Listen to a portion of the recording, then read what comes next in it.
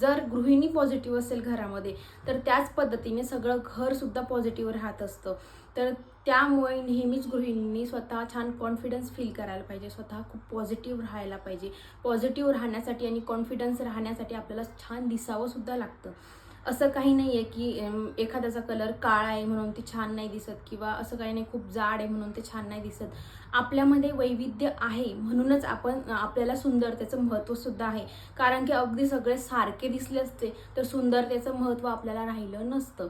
त्यामुळे एखाद्याचा कलर खूप सुंदर असतो, म्हणजे खूप फेअर असतो, त्यामुळे ते सुंदर दिसत असतात. किंवा एखाद्याचे नाके डोळे एवढे सुंदर असतात ना, तर त्यांचा कलर सावळा असून सुद्धा ते खूप सुंदर दिसत असतात. किंवा एखाद्याचे केस खूप सुंदर असतात, ते त्यांचं सौंदर्य पूर्ण केसांमध्ये असतं.